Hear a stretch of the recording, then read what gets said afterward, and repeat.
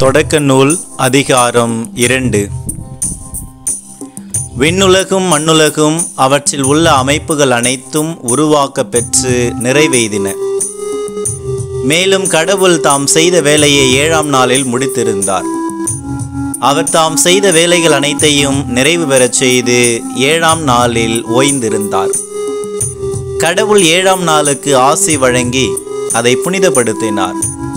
ஏனெனில் கடவுள் தாம் செய்த படைப்பு வேலைகள் அனைத்தையும் நிறைவு பெறச் செய்து அந்நாளில்தான் ஓய்ந்திருந்தார்.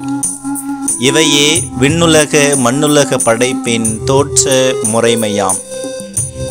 ஆண்டவராகிய கடவுள் மண்ணுலகையும் விண்ணுலகையும் உருவாக்கிய பொழுது மண்ணுலகில் நிலவெளியின் எவ்வித புதரும் தோன்றியிருக்கவில்லை, வயல்வெளியின் எவ்வித செடியும் முளைத்திருக்கவில்லை. ஏனெனில் ஆண்டவராகிய கடவுள் மண்ணுலகின் மேல் இன்னும் மழை பெய்ய செய்யவில்லை. மண்ணை பண்படுத்த மானிடர் எவரும் இருக்கவில்லை. ஆனால் நிலத்திலிருந்து மூடுபனி எழும்பி நிலம் முழுவதையும் நனைத்தது.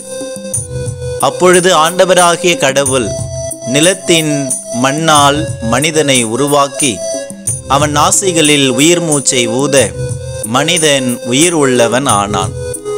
ஆண்டவராகிய கடவுள் கிழக்கே இருந்த ஏதேனில் ஒரு தோட்டம் அமைத்து தாம் உருவாக்கிய மனிதனை அங்கே வைத்தார். ஆண்டவராகிய கடவுள் கண்ணுக்கு அழகானதும் உண்பதற்கு சுவையானதுமான எல்லா வகை மரங்களையும் தோட்டத்தின் நடுவில் வாழ்வின் மரத்தையும் நன்மை தீமை அறிவதற்கு ஏதுவான மரத்தையும் மண்ணிலிருந்து வளரச் செய்தார். தோட்டத்திற்குள் நீர் பாய்வதற்காக ஏதேனிலிருந்து ஆறு ஒன்று ஓடிக்கொண்டிருந்தது. அது அங்கிருந்து பிரிந்து 4 சிறப்புமிகு ஆறுகள் ஆயிற்று. முதலாவதன் பெயர் பீசோன். இது கவிலா நாடு முழுவதும் வளைந்து ஓடுகின்றது. அங்கே பொன் விளையும். அந்நாட்டு பொன் பசும்பொன். அங்கே நறுமண பொருட்களும் வண்ண மணிக்கற்களும் உண்டு. இரண்டாவது ஆற்றின் பெயர் கீகோன்.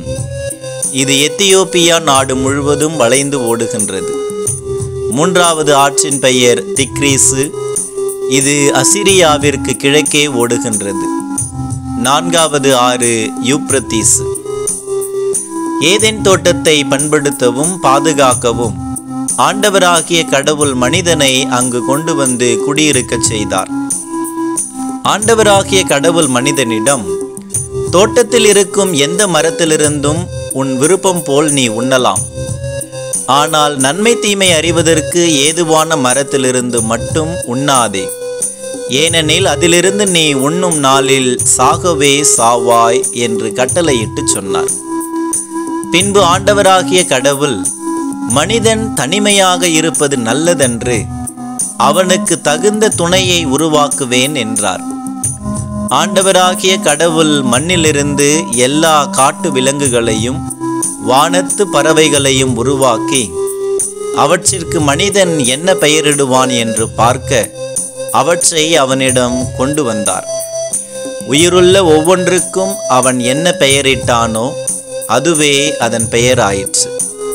கால்நடைகள், வானத்து பறவைகள், காட்டு விலங்குகள் ஆகிய எல்லாவற்றிற்கும் மனிதன் பெயரிட்டான். தனக்கு தகுந்த துணையையோ மனிதன் காணவில்லை. ஆகவே ஆண்டவராகிய கடவுள் மனிதனுக்கு ஆழ்ந்த உறக்கம் வரச் செய்து அவன் உறங்கும் பொழுது அவன் விலா எலும்பு ஒன்றை எடுத்துக்கொண்டு எடுத்த இடத்தை சதையால் அடைத்தார். ஆண்டவராகிய கடவுள் தாம் மனிதனிடமிருந்து எடுத்த விலா எலும்பை ஒரு பெண்ணாக உருவாக்கி மனிதனிடம் அழைத்து வந்தார். அப்பொழுது மனிதன், இதோ இவளே என் எலும்பின் எலும்பும் சதையின் சதையும் ஆனவள். ஆணிடமிருந்து எடுக்கப்பட்டதால் இவள் பெண் என்று அழைக்கப்படுவாள் என்றான். இதனால் கணவன் தன் தாய் தந்தையை விட்டுவிட்டு தன் மனைவியுடன் ஒன்றித்திருப்பான். இருவரும் ஒரே உடலாயிருப்பர். மனிதன் அவன் மனைவி ஆகிய இருவரும் ஆடையின்றி இருந்தனர். ஆனால் அவர்கள் வெட்கப்படவில்லை.